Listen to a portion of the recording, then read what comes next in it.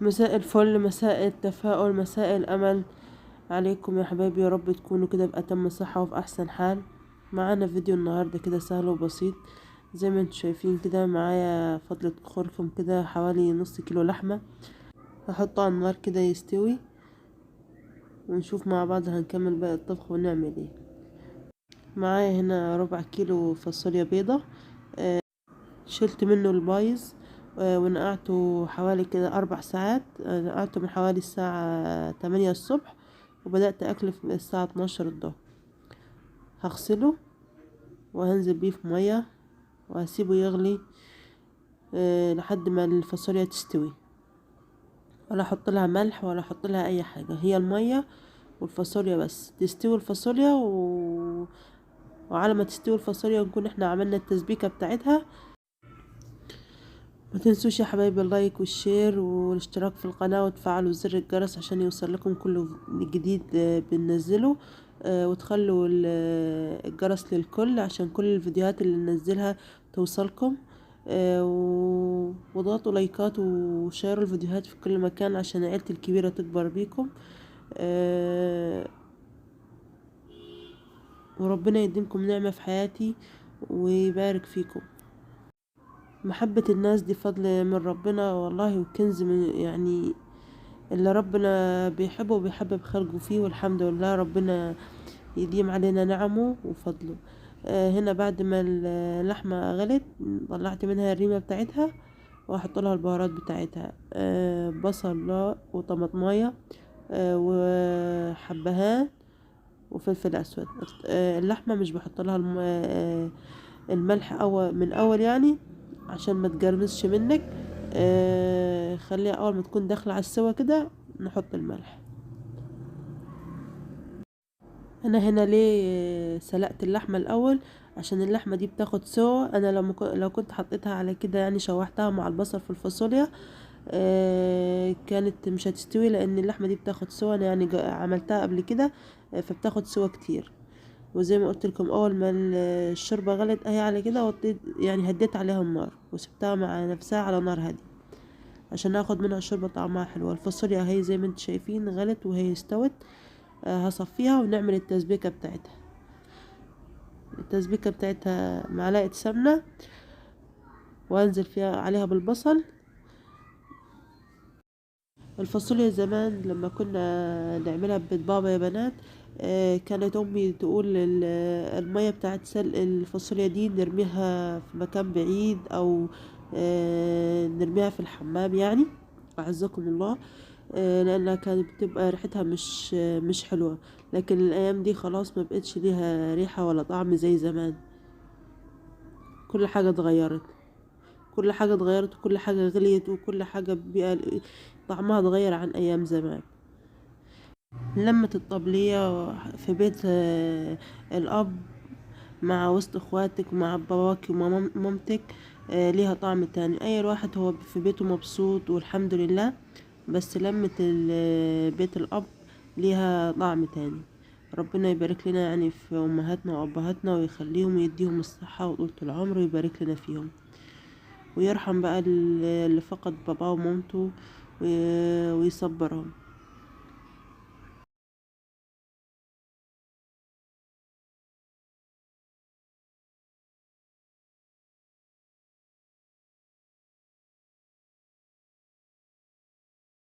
اللحمة هي بنات شغالة على النار.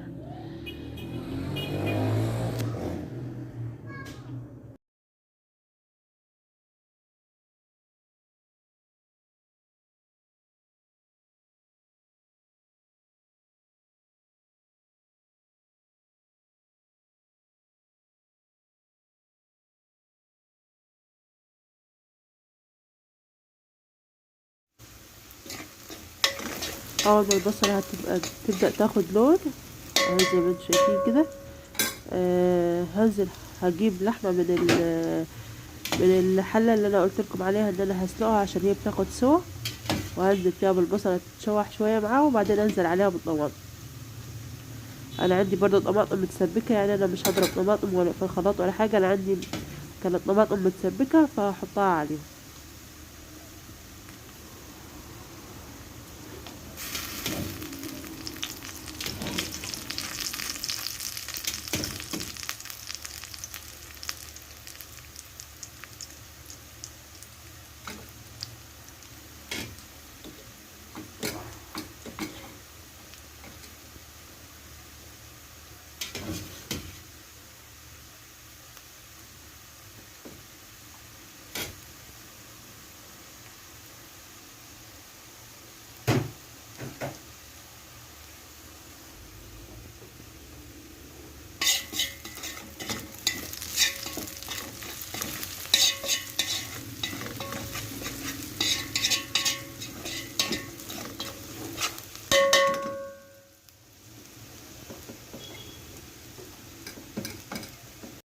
وبعد ما البصلة هي بدأت تاخد لون، هنزل عليها بتلات اربع قطع لحمة يعني. انا مش هحط اللحمة كلها عشان معايا ابني مش بيحب اللحمة في الخضار يعني.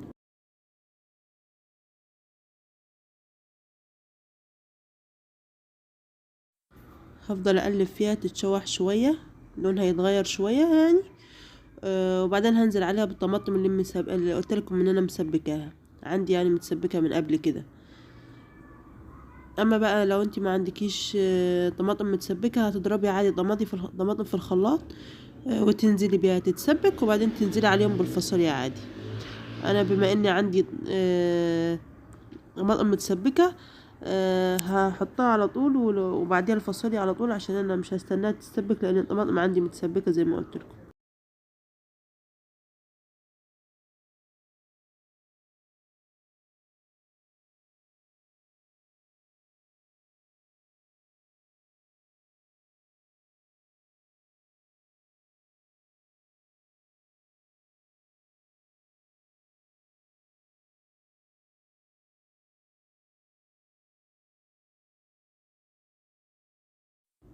بعد هي اللحمة بعد ما اخدت تشويحة مع البصل، نزلت بالطماطم المتسبكة، هديها تقلبتين، وبعدين انزل بالفاصوليا على طول اللي احنا لسه غالينها مع بعض.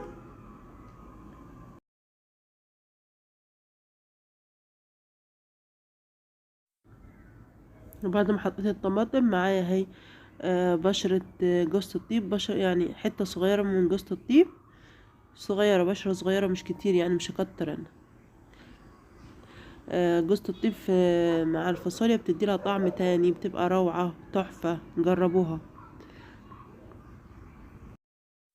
وبعدين هنزل عليهم بالفاصوليا، أو زي ما انتوا شايفين كده، هقلبهم كده تقليبة مع بعض، وبعدين انزل عليهم بالشوربة، واسيبها تستوي على نار هادية مع نفسها لحد ما تستوي شوية كده، وبعدين هطفي عليها، وبالهنا والشفا.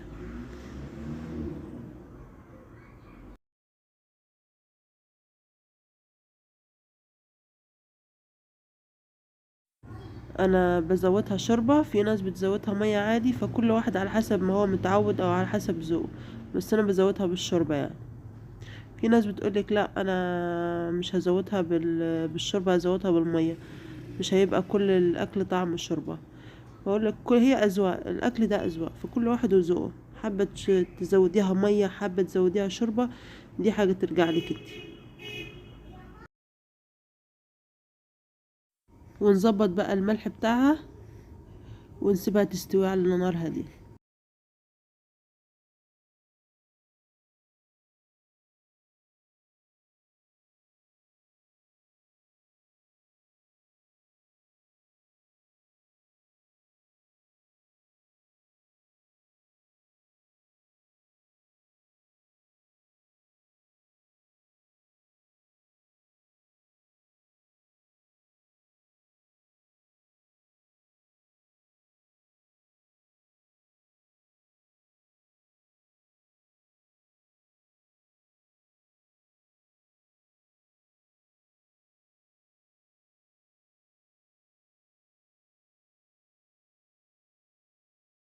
اللحمة هنا كانت دخلت على السوا، فاحط لها الملح بتاعها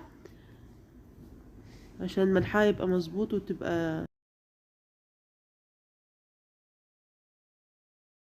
وهنعمل بقى مع الفاصوليا جنبها حبة رز بشعرية، العادي يعني، الطريقة العادية، شوية شعرية يحمروا ياخدوا لون جولد، وبعدين ننزل عليهم بالرز تقلبتين، وبعدين نطفيهم سواء بشوربة أو بمية برضو.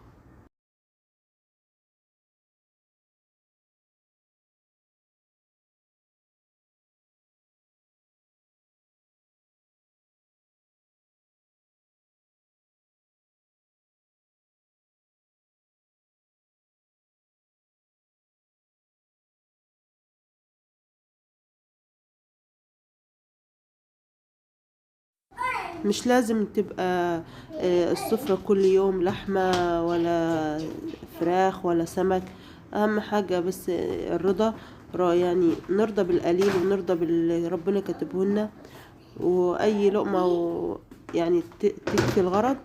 واهم حاجة عندنا الستر والصحة، مادام عندنا ربنا مدينا الستر والصحة نحمد ربنا على كل شيء. يعني في ناس بتاكل فول، يعني هو الفول مش حاجة وحشة، بس حمد ربنا وربنا مديها. وفي ناس بتاكل كل يوم لحمة وخضار ومش حمد ربنا. يعني المعنى مش في اللحمة ولا الفراخ، لا، هي اللحمة، هي المعنى في الرضا بس، والقناعة انك انت ترضى بالقليل. وربنا يديم علينا نعمه يا رب ويكرمنا ان شاء الله. ونظبط بقى الملح بتاعه. انا هديله تقلبتين، يعني او بعد ما حطيت الرز على طول هديله تقلبتين وهطفيه بالميه، وهوطي عليه النار واسيبه يستوي على نار هاديه. الرز كل ما تسويه على نار هاديه كل ما تلاقي طعمه احلى، يعني عشان يشرب ميته ويبقى مستوي ومفلفل ومفرفر وحلو كده.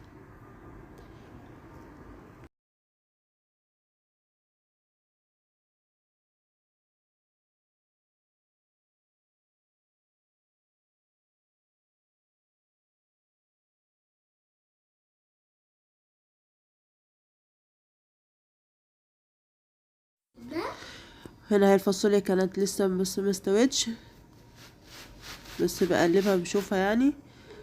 واللحمة كانت استوت الحمد لله.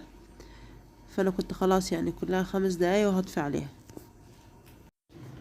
وده كده كان شكل سفرتنا، الرز والفاصوليا باللحمة، وحبة شوربة مع حتة لحمة مسلوقة، وطلعنا مخلل الليمون. وبالهنا والشفا، وكانت احلى سفرة تستاهل بقكم. اسيبكم في حفظ الله، متنسوش اللايك والشير، والسلام عليكم.